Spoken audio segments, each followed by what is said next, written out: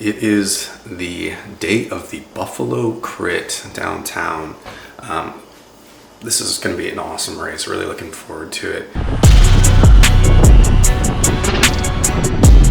It's going to be right outside of a brewery, Resurgence Brewery.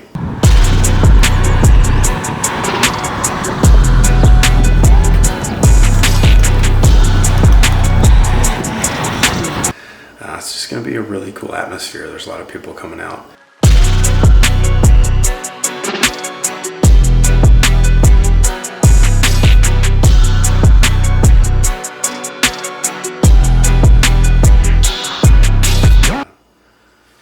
Yeah, stay tuned.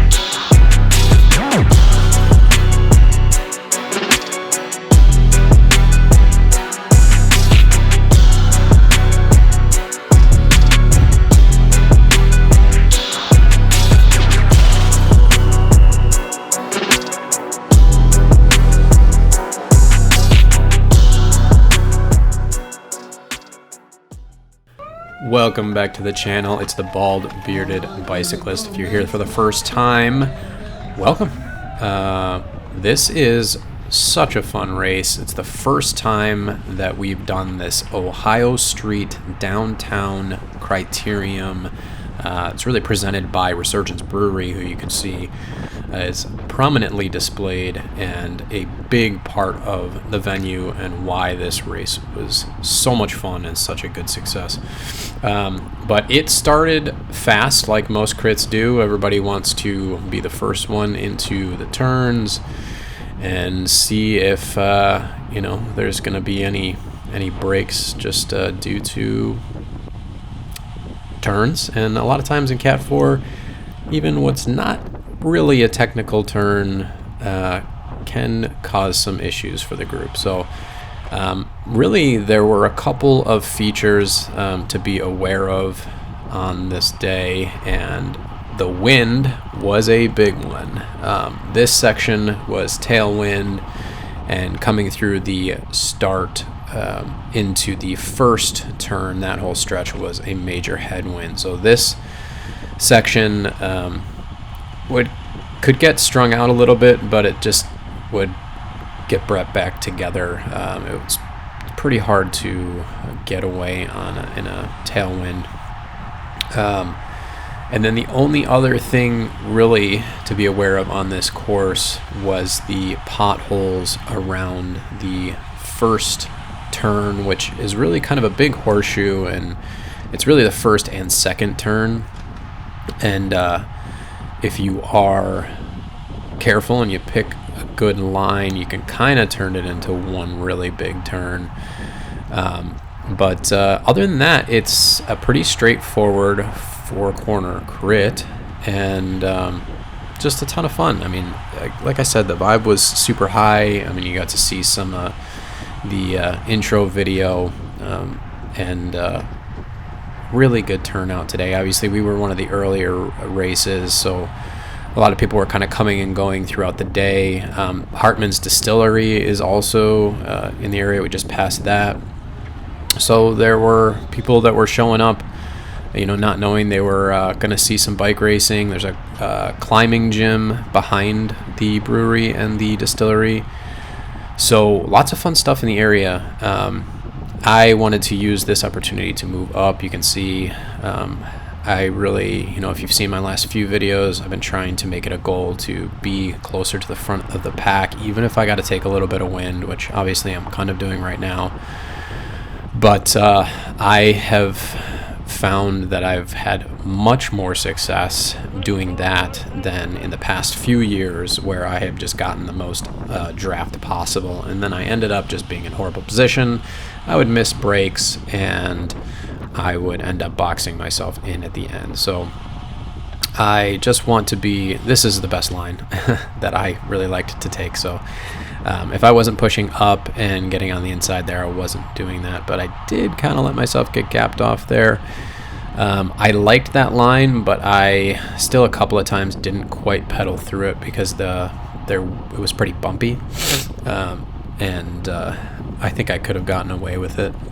But again, knowing that this tailwind section does kind of bring things back together, I wasn't too worried coming out of that turn.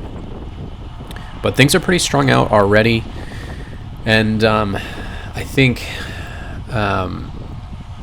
there were some early attacks. I think Andy Rusto from Nalgene, he, I think, got off the front a couple of times in this race. You can see him actually just got brought back. He's in the pink hit there. And then I believe that Zach Braun from Ide Racing just kind of counters here. So there were a few pretty strong attacks throughout this. My goal was to, like I said, kind of stay near the front so I could watch moves, but I wasn't really planning on making any major attacks myself. Although, I was definitely aware that if a break formed that had a good mix of teams, I wanted to be in it. So the team that I came in here watching was Pursuit, and you'll kind of see them. You can see them there in the green and yellow. So there's two of them, and I know Matt Flood, who's the one in the front, is very strong, and his specialty is crits. So I was definitely keeping my eyes on him this race, and that was good, but at the same time, there were a lot of unknown racers in this race that from out of town, and just new even in the area that I didn't know who they were. So it was it's good to know a few of the strong competitors, but at the same time you can't rely on that to be the only attacks that come. So you just kind of got to go with the flow, and if you see something that looks threatening, you might have to go for it. So really just trying to stay in. I can't tell if we, you know what, it wasn't Zach. So Zach's to my left, so it must have been one of the other Ide racers. So there were a couple of teams. I think Pete's Wheels had a couple of guys. BBC had a few guys as well. So this is the first race this year where I have actually had teammates. Sometimes the field for the Buffalo, the local races, can look a little bit deceiving. It looks like it's almost BBC team heavy, but there's a lot of new racers who can jump in and just wear the BBC kit, and I think that's awesome. I think it's good to be able to just be able to buy a kit and feel like you can, be a part of something. But at the same time, a lot of the people wearing the kit are brand new and don't know race strategy, and we're not quite really working together. So it can be a little bit confusing if there's a break and people are kind of looking to the BBC to bring things back just because we have numbers. So that can be a little tough on us, but there were a few of us who were strong, and Mike Maywalt is up here. He's got the long sleeves, and then Devin, who you've seen in my gravel video, And then Tyler Collins is a new rider, and he is actually learning super quick and rides a beautiful white Cervelo soloist to match my black soloist. So it's fun. He's also a bald, bearded bicyclist, so I refer to him as the reverse me with his white bike.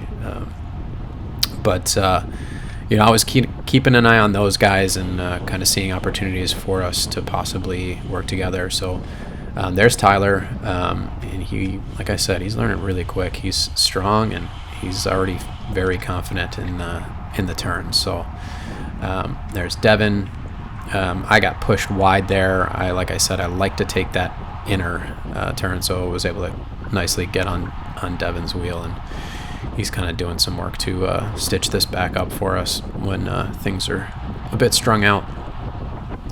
But Mike and I did talk early on about race strategy and how we wanted to play this, and he was kind of telling me to try to save myself, and he would bring back attacks if need be, or he would, if nothing was really going on, he would go solo himself, but there was enough attacks flying that he didn't have to do that. So again, I'm just trying to keep good positioning and not tire myself out too much, and hoping that maybe we can employ some of that strategy. So he's in good position up there, and I have filtered a little bit further back than I would like, but I'm going to look for some opportunities to push back up. I also know that there's some strong guys back here too. Andy again in the pink, so I don't feel like if there were some gaps, I know that there would be other guys in front of me who are going to do some work to bring us back. There was that little gravel pit too shortly after the start finish that we kind of had to be aware of, but there was plenty of area you could go either way. I felt like people weren't taking to the left of it, so it was actually a pretty good opportunity to move up there. And I actually remember in the race, I kind of hit a bump and my computer kind of went at a funky angle, and I tried to fix it there, and I briefly paused my ride, so hopefully it doesn't throw the power numbers out of sync with the video, but I think it's fine. I was able to press play on it to resume pretty quickly. So definitely not ideal turn there with a pretty big gap, so just trying to get back on again. Tailwind here, so you can see things slow down, but you can see yellow jersey went up the right side and attacked hard, and was trying to bridge up to I'm not sure who was off the front there, but you can see there's a couple other guys. Greg from Project, who you saw in my rattle video. You can see about 4 guys who are pretty strung out, but trying to form a little group. And I'm trying to stay to the right here because this is the sheltered side from the wind, and I can move up a little bit. I'm probably doing way less work than these other guys while I'm moving up in this line, and trying to get better position for this turn. But I know, again, seeing Greg up there and seeing, I think Zach is maybe out there as well now. So there's some of those teams that I was keeping an eye out for. I think there's a pursuit guy. So I take the opportunity to try to bridge across, and I look back and there is a gap, and I yell out to these guys, but all of a sudden they stopped pedaling. They just kind of gave up on it. So I'm telling them we got a gap, and I'm trying to keep the speed up, but I look over and they're just not interested. There was still a little bit gap, but by the time I got to the front of this group, it had pretty much brought them back. So I'm probably at this point doing too much power on the front, knowing that everything is back together, but it'll kind of be an opportunity to continue to pedal through these turns and actually take the line that I want. So I'm okay with that. Oh, also, I should mention I had a rear camera, and I know anyone who's been on the channel before is used to seeing the rear camera. I turned it on, it was recording, and I got 1 minute of footage, and for some reason it turned off. So I don't know what the heck's going on there. I've formatted the card. The battery still had a bunch of life in it. I don't know what's going on with it. It's an older Hero 8, so maybe that needs to be replaced. Please like and subscribe, and maybe I can justify getting a new camera. So I'm on the front, and I'm not really pushing the pace. Andy sees that's a good time to take a flyer, and he gets a pretty sizable gap. I'm not going to chase that because I'm literally sitting in front of the entire field. I'm probably doing, I don't know why I'm doing 250, 300 watts. I really should just be letting people come around me and see if anyone's willing to bring this back.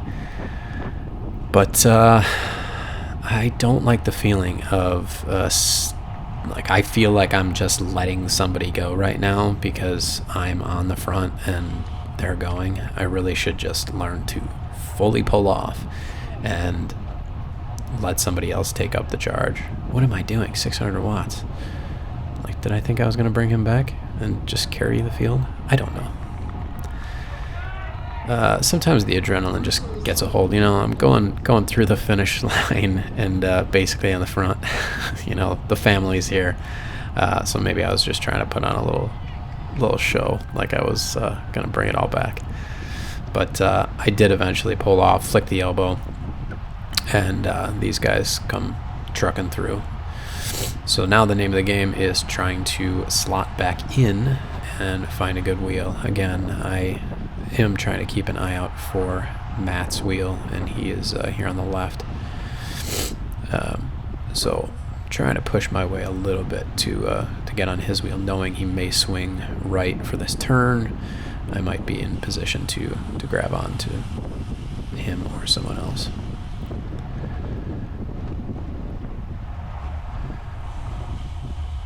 So again, I just am able to squeeze to the left and take that inside line that I like, but still lost a little bit too much speed. I gotta figure that turn out a little bit. I think I just get, all the turns I could pedal through, but I just get a little nervous about those potholes and would seem to get gapped on that turn a little bit too much. So here goes yellow jersey again, and he's obviously wanting to get in a breakaway, and I believe he at some point it actually might be right after the start finish, I think he takes off and tries to join Andy, who is still off the front. And people are not really pushing the pace right now. You can see now that I'm off the front, I'm going 100 watts right now. So no one's really taking charge on bringing Andy back. But that guy takes off to try to join him, and it definitely spurs some people a little bit to gives me an opportunity to move up, I'll tell you that. Again, that left side seemed to be open a lot. I am fully in the wind. What am I doing? All right, trying to slot in behind Alex here. Now I am in a pretty decent place, getting a draft, close to the front, able to keep an eye on things. Everybody's kind of chatting, seeing what we want to do about this breakaway. So at this point, there's the two of them off. because we have not brought Andy back yet.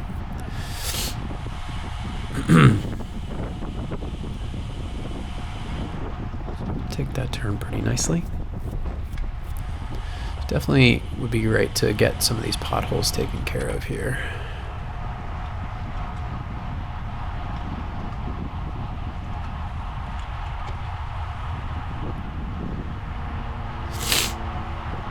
Sorry, I'm getting over a cold, which I was actually really worried that I wouldn't be able to perform at this race. I knew I had a kind of a weird sinus thing, and you never know. I kind of took the week coming into it easy and almost kind of treated, I wasn't planning on tapering for this race, but I kind of treated it like that because I didn't want to push myself too hard. You can actually see Andy getting brought back right now on the right side, I think. Nope, that's not it. There was actually a crash, I think the lap before this, which again, if I had my back camera, you would have seen it. But I think it was actually that lap when I was on the front, so it might have been 2 laps ago.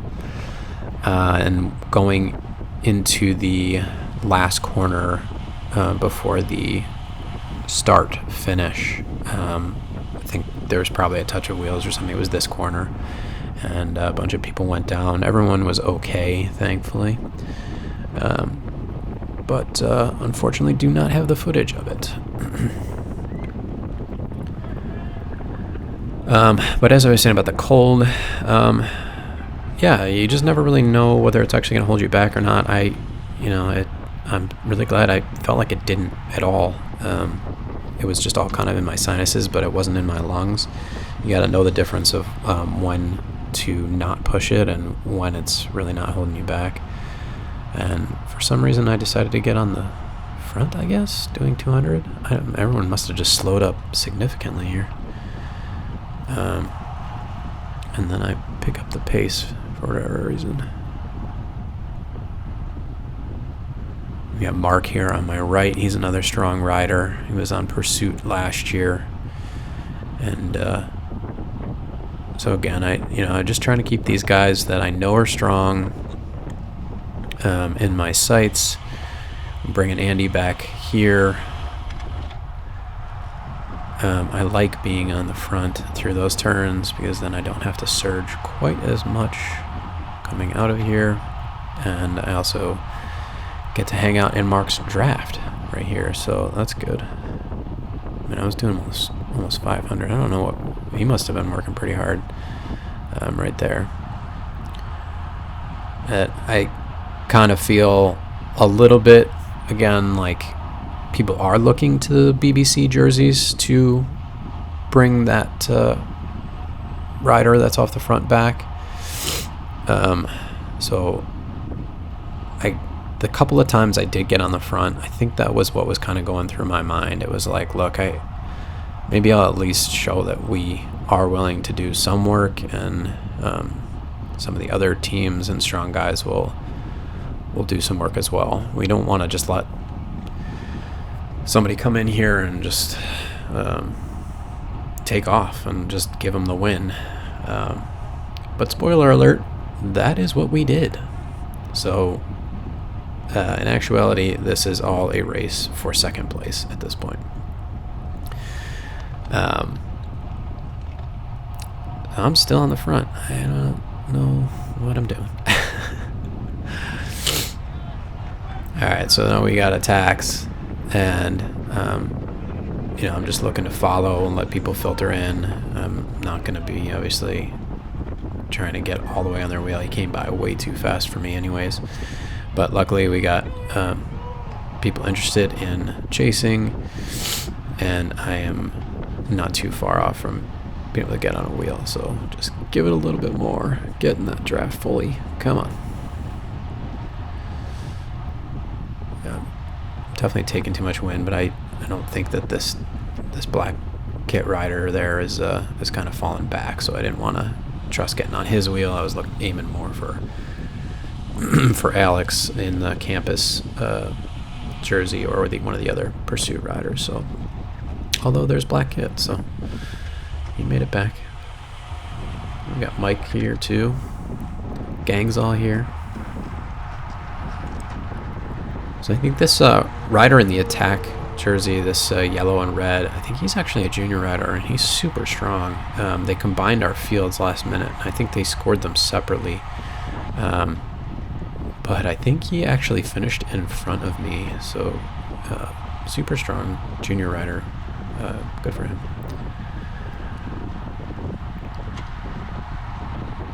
So I am a little bit looking to him to actually close this small gap.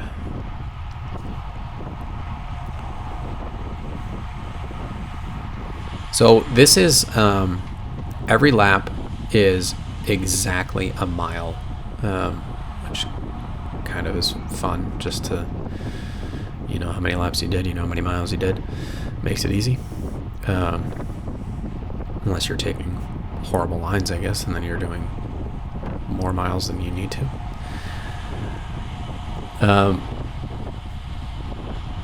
But it was just a super fun course, and I believe the goal would be to possibly do this multiple times a year, and or do a kind of a downtown series. And some of you may remember the Larkinville series. I actually joined, got cycling after that, disappeared unfortunately, but that was a really big series that many people have fond memories of and great stories.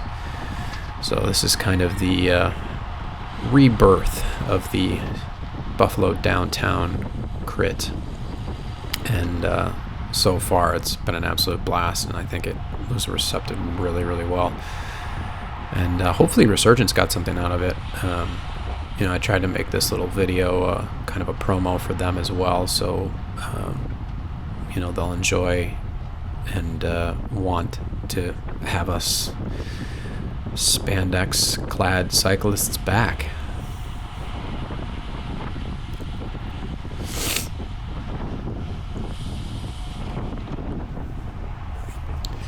So I'm actually I'm going to skip ahead a little bit, because like I said, yeah, that was a little tight there.